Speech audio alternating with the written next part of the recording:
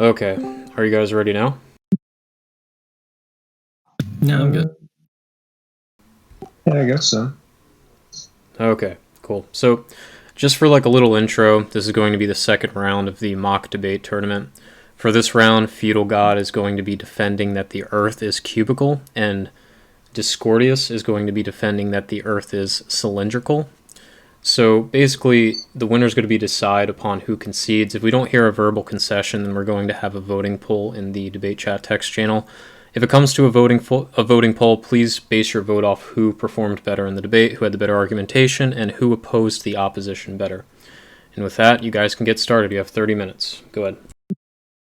All right, so maybe we should organize this in that you and I will both offer our basic propositions. So, like, I'll say something for, like, the Earth has, like, an equatorial bulge due to its rotation around the sun that makes the equator longer than the polar radius, right? And so I would say, based on the Earth's hella sick bulge, the Earth is cylindrical. And then you would say your thing. Sounds like a good... Sure. Awesome. You want to go first?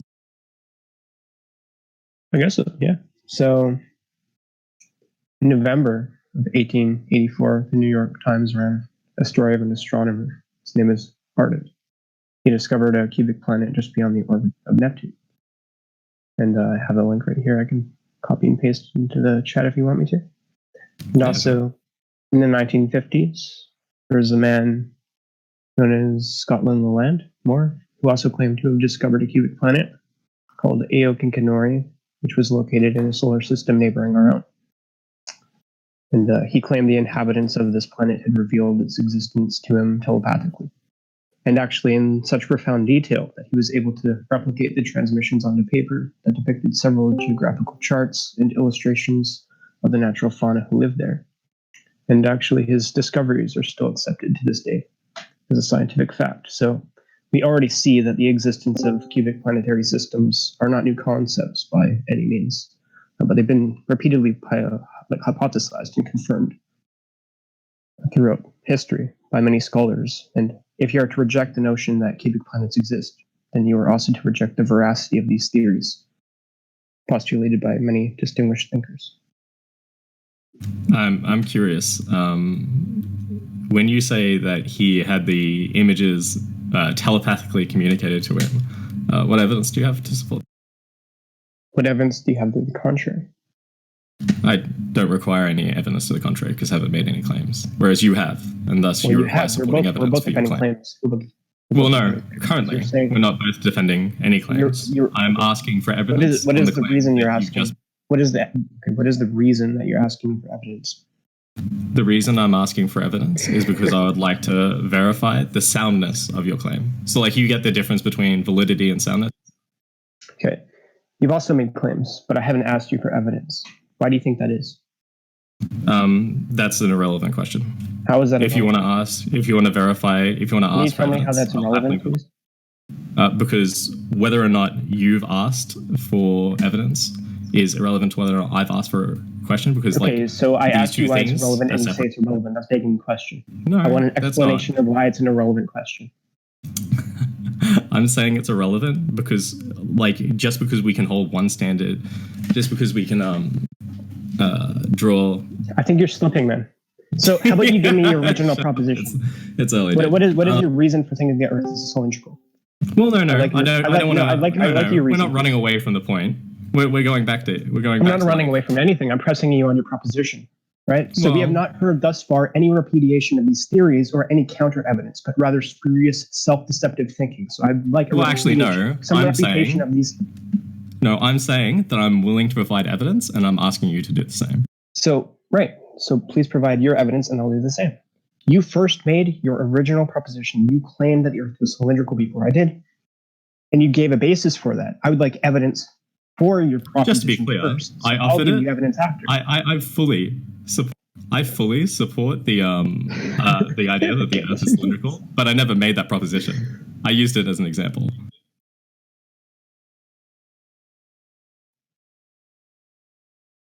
So why should we believe you if you don't believe it yourself? Well, no, no. I literally just said that I fully support the idea, but I was only offering it as an example, and that your accounting of events is misconstrued. So yes or no? Do you believe that Earth is cylindrical? Absolutely, but we're running away from the point. I provided my evidence, and I'd like you to do the same. You provided no evidence. You provided your proposition, but no evidence to support it. I must be in the wrong chat. What chat are you in? Okay. What is your evidence? It's an article. An article. Okay, talking about how big the Earth is. How big the Earth is?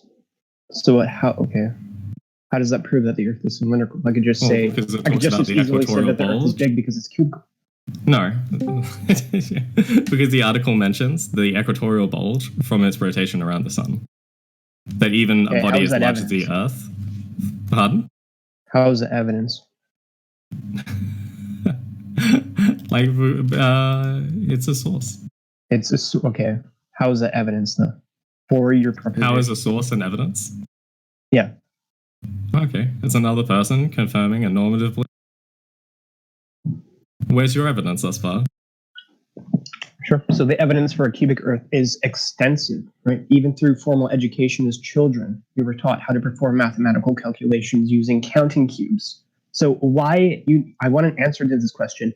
Why in the cube-shaped world would the authorities who were periodically elected to teach us how to apprehend the fundamental reality of our world do so with cubes, unless cubes are the fundamental reality of our world, right?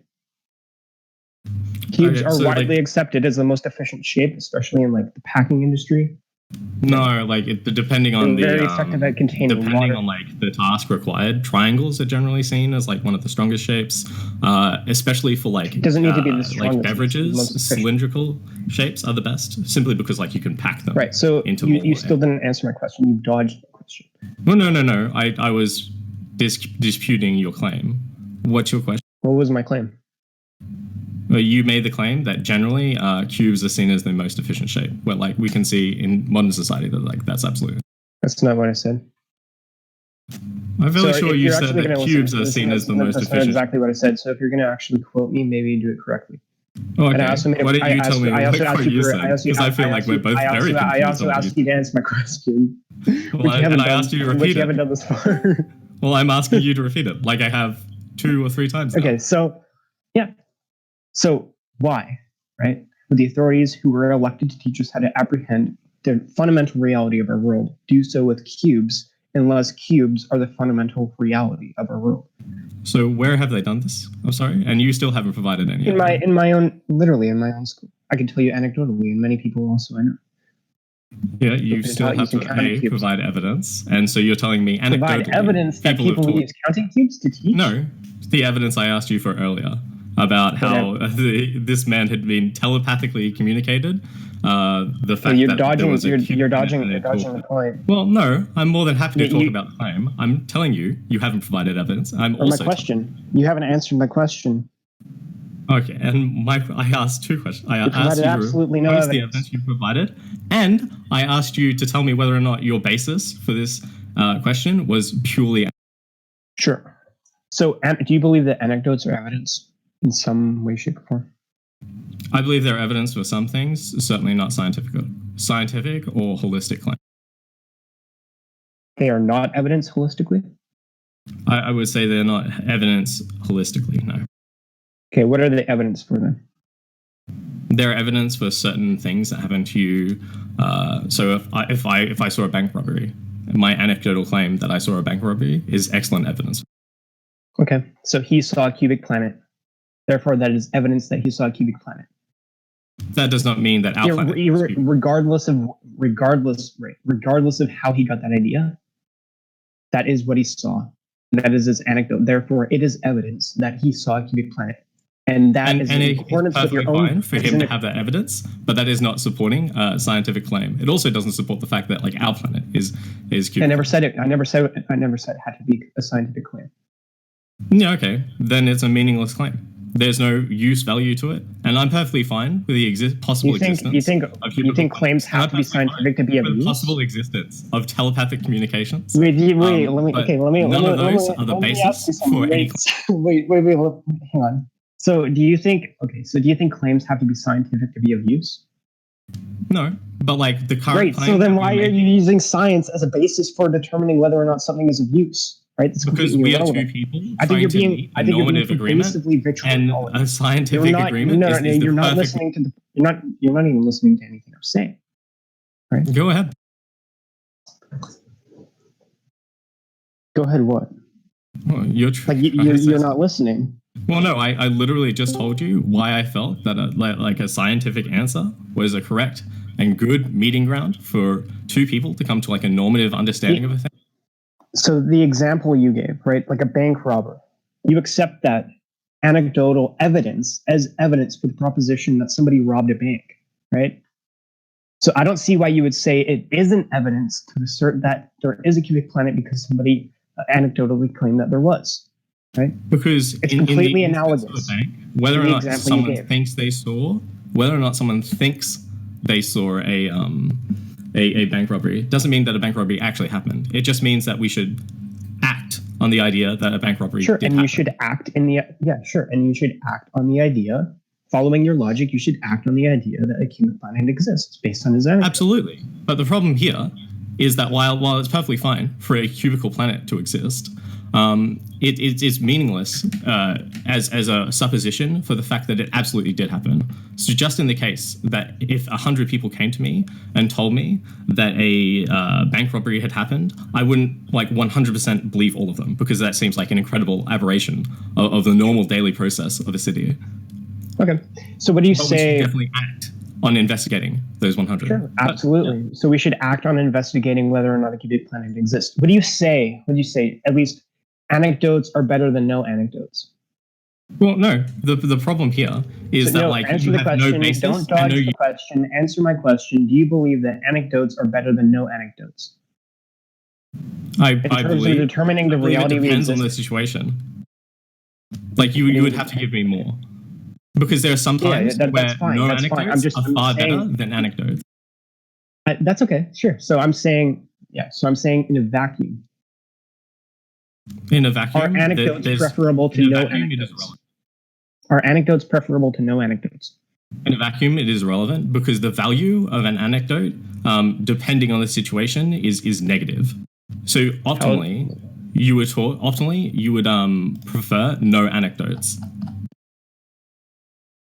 To anecdotes. Why? Because an anecdote shapes your view of reality.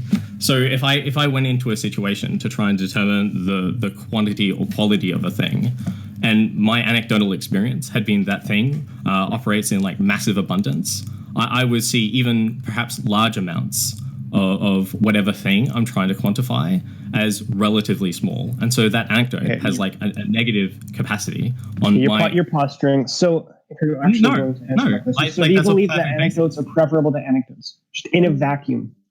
In a vacuum, I would say it's preferable not to have anecdotal experience. Pardon? I said in a vacuum, it's preferable not to have anecdotal experience. So how? Can you explain?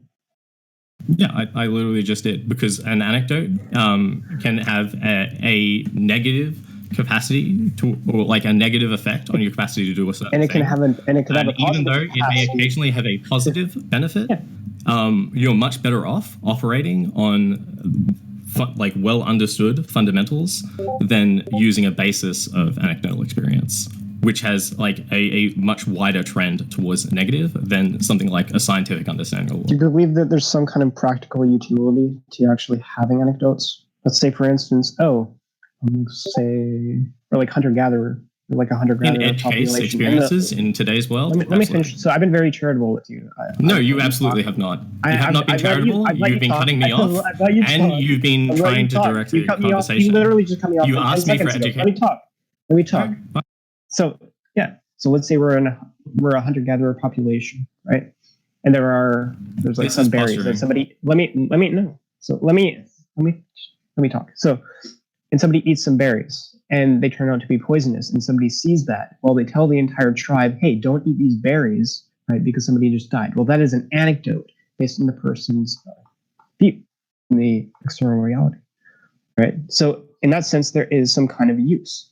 to having anecdotes, and it is preferable in that circumstance to have anecdotes as opposed to no anecdotes. So you would agree certainly that there are circumstances in which it is preferable to have anecdotes to no anecdotes, right? In this straw man of the situation, absolutely. It's not a straw man. It is not a straw man. This person would 100% be better off if they had a scientific understanding of the berry, as opposed to this guy ate it. That is circumstances.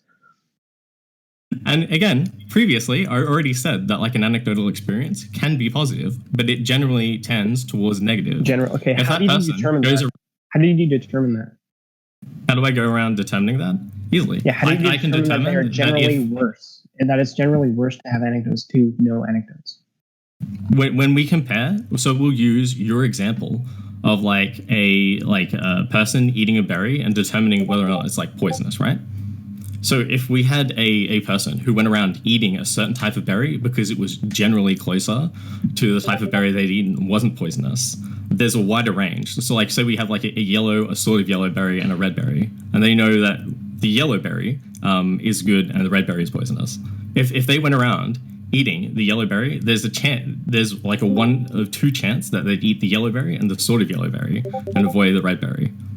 And if they encounter a new biome where there's another berry that is closer to yellow and also poisonous, they'd have to kill themselves so that other people could use the anecdotal experience that this new berry is poisonous. Whereas if they had like a scientific understanding, they would know the qualities of each berry. Sure. But the fact remains that the anecdote that one berry killed that one person is useful to the tribe in determining whether or not to eat the berry. Like, this is fascinating. So there are uses to anecdotes. That's my point. And I said that like in edge case scenarios that there is some use to anecdotes, but generally it is trending towards negative. Yeah,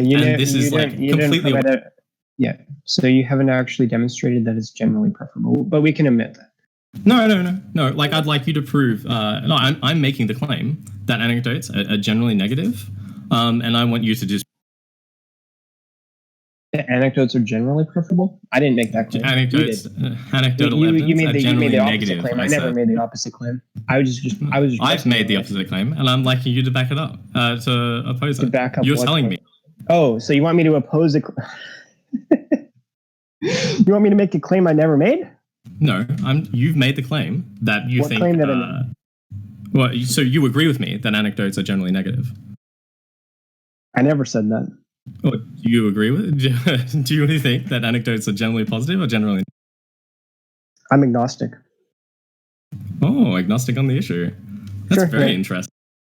Yeah. So how does this tie into? Like, so what? How does this tie into our current debate? So you've got a person who has been telepathically communicated to the existence of Cubicle planet and its life form, which you have no evidence.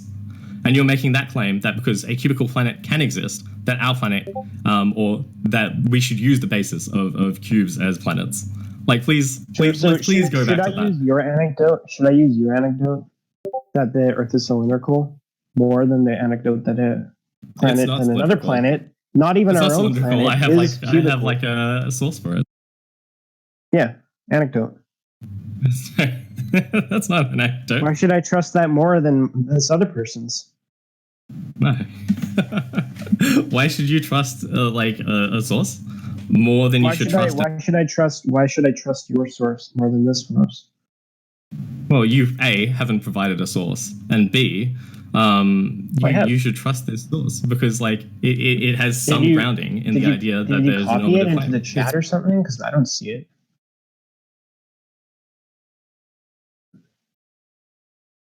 Yeah, I don't see it anywhere. I can post mine if you want.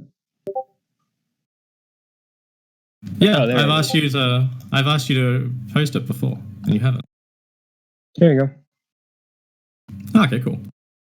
So these are New York Times articles. Awesome. Sure. Okay. Like, so you're using a article from 1884. Mm-hmm.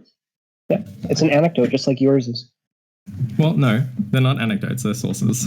Oh, so what is the distinct? Oh, wait. So it's a source. What is the content of the source that you sent me? it's pretty easy to read, dude. Yeah, anecdotes. That's what I thought. So why should I trust yours any more than this person's? They're valid. They are. Information. Okay. Oh, they're not anecdotes? Okay. No, my source is like okay. So let's with look like this up right scientific now. basis. Anecdote. Your article is a source from 1884. Anecdote: a short, amusing, or interesting story about a real incident or person. So how is this source that you just sent me the content of that source, not an anecdote? Because it's not an account regarded as unreliable or hearsay. So when I go to like spate.com, it uses like a fairly scientific understanding of the world. Okay, so and I can also find more information about that. Whereas when I go to an 1884 article about a guy who has telepathically beamed information into his brain, like telepathically beamed information into his brain, I can say that like the amount of people who've reliably had telepathic information of other planets beamed into their brain is the amount of the people where that happened to them is so insanely low that like as idea in of itself, it is unreliable. It is hearsay. You would have to have some form of evidence backing up the veracity of that to make that a sound idea. Whereas what I'm telling you, the fact that the Earth has a bulge simply because of the gravitational force of rotating it around the sun. Between the two, we can see that my source uses a scientific understanding of the world and a fairly good understanding of how like gravity works, whereas your source uses Lovecraftian telepathy to back up the veracity of your claim.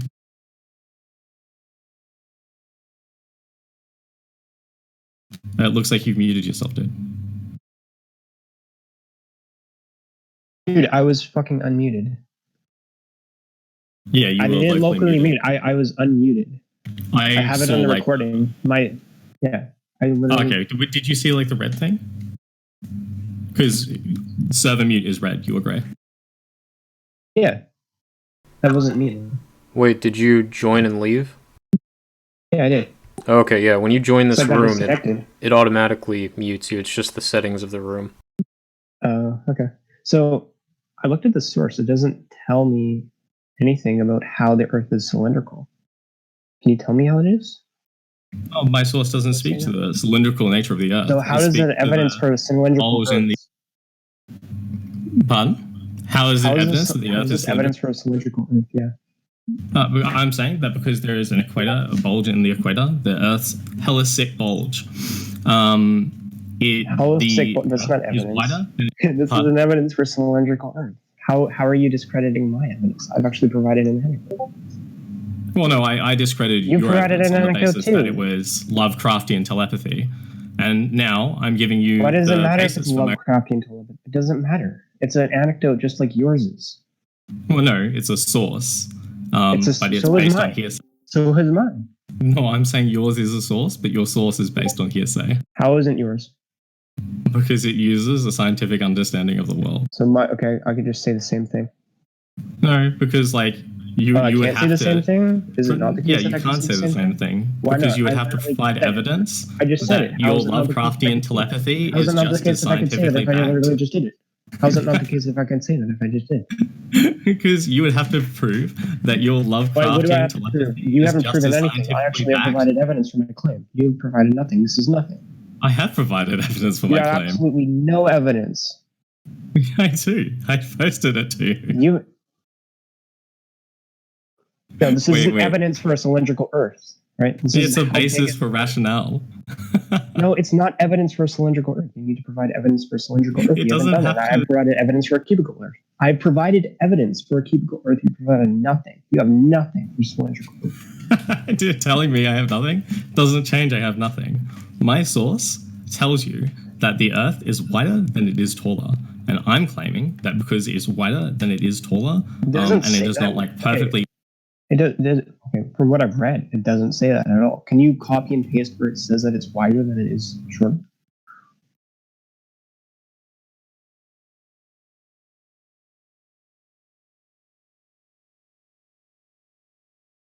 Hello? Can't, dude. I can't do this. I can't.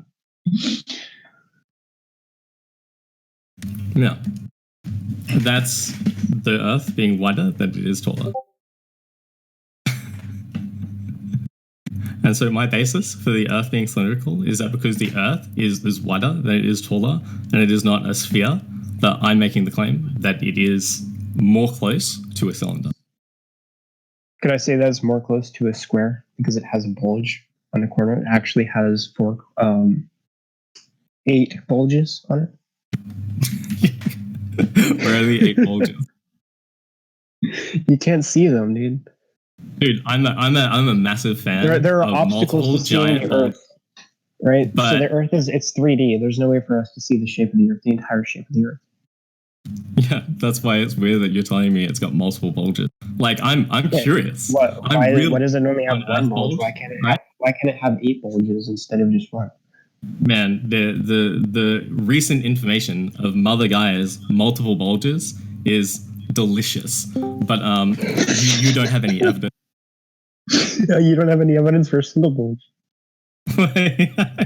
That's just hearsay. That's an anecdote. I just posted you the evidence for a single. That's just an anecdote. That's hearsay. It's a source, not based on hearsay. It is, just like mine. Can you prove that? Can I prove that? Wait, can I prove that your source is like just the content of the source is just an anecdote? Of course. Yeah. Sure. So it's in accordance with the definition of an anecdote. It's a short, amusing, or interesting story about a real incident or person. Because you're using, so when someone uses that definition of an anecdote, they're talking about exchanging an anecdote. So like you understand like the difference between prescription and a prescriptive definition and like a definitive definition. Like one is essentially what it means to define a definition. What are you talking about?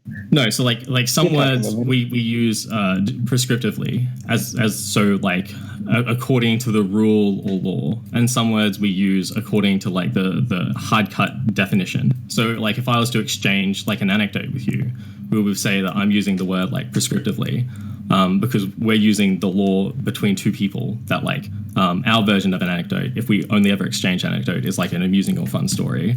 But if we were to talk definitively, that would be one of the 3 definitions of it. And the definition we're trying to use here, or the prescriptive definition we're trying to use here, is a source based on hearsay.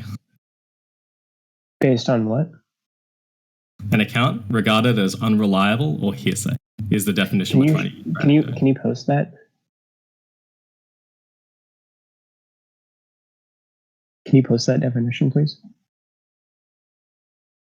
So, like, I got it from, like, literally the same place as you. Google. Oh my god. Yeah, that's fine. Let's see. So, can you prove that my account is unreliable or hearsay? Just real. Where is the... No, I don't see the description of the definition. All right, cool. One sec. You just posted, like... You're, like, spamming in fucking debate chat, dude. Oh boy, we got 5 minutes left. You're losing really bad, dude. I've actually provided evidence for my claims. I've provided evidence for my claim too. What? That doesn't devolve into the fact that, oh, I can make the claim that the Earth is a cube because of Earth's hella sweet multiple... Okay, okay. So real quick. Isn't evidence. That isn't evidence. So that's an anecdote. Just like you said, no, mine is an anecdote. No, my source is an anecdote, but yours is based on hearsay. There isn't any way for anyone to demonstrate. Yeah, there isn't any way for anyone to demonstrate why your source that contains an anecdote is any more legitimate than mine. My source doesn't contain an anecdote. My source uses scientific theory. You could say that my source is scientifically invalid, but you would have to prove that. My source uses like a scientific understanding of the world to come to a conclusion. And until it has been proved invalid, it isn't valid. Whereas your source uses Lovecraftian telepathy of the outer worlds to prove that cuboid planets exist. It's an ad hominem. That's not an ad hominem. That's a description of your 1884 Can you tell me how that's article. Lovecraftian? Because he's being communicated from some other outer world beings of the existence of planets and life forms outside of his own. No, that's what your article from a different planet. Okay, so who was telepathically communicating to him? No, you're dodging my question. So, Oh no! was it from another planet? That's what I asked you. I'm sorry. Perhaps I misquoted. Maybe it's not from another planet. Maybe it's from the endless, bottomless abyss of the Elder Gods. I'm curious. Who was telepathically communicating? Well, it was the inhabitants of the neighboring The planet, cuboid the planet. Aokikanori. Oh, okay. So are they on another planet or are they on Earth, hiding one of on a Earth's different multiple planet. 8? Sorry, you're not talking up. Do you need time to think? Hello? Hello? Hello? Can you hear me? Testing. I just, did you not hear me? I was talking. No, I couldn't hear you. Oh yeah, I'm curious. They were from Aokikanori. I said at the very beginning. Where is this alien elder population? Okay, where is this Earth's magnificent bulge? Along the equator. Can you show me? Can you show me? I can show you the measurements of the Earth. You could show me an anecdote. And also, you're dodging the question. You can show me. No, you're dodging my question. You can show me. You just asked a question and then you started dodging my answer. But yeah, no, I can give you a scientific understanding. That you didn't answer. I asked you a question that you didn't answer. Right? You didn't. You asked it after. Can you show me this Earth's? Can you show me the Earth's magnificent bulge? It's a massive bulge. I can show you the scientific understanding and the calculations. Can you show me like a picture of this Earth's magnificent bulge, please? I'd like to see it. Actually, I want bulge pics of the Earth. Oh man, the Earth's bulge pics. Yes, please. Show me. I don't really need to show you. Like I can show you. Oh, you don't have evidence, right? No, I do have evidence. Okay. Oh, you do. So show it. All right, let's make our closing statements. Okay. Right. Yeah, you go first. All right. So I think that because the equatorial bulge from the Earth rotating around the sun, making the planet wider than it is taller, makes it closer to a cylinder than it does a sphere, or certainly a cube. Though I am swung by the amount of bulges the Earth now has. That's your turn. Hello?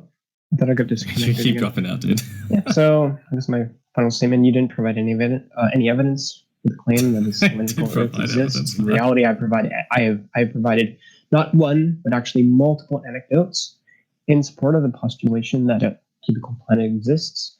I've also said that throughout history, many scholars, these anecdotes have been confirmed. And if you were to reject the notion that cubic planets exist, you are also to reject the veracity of the theories postulated by these distinguished thinkers. Right? I've also explained or elaborated on the fact that throughout formal education as children, we were taught a closing statement, math, using counting cubes. Dial. And yeah, I would also say, it's my final statement, that most planets are spherical because gravity is equally distributed upon a planet in 12 forms of ball.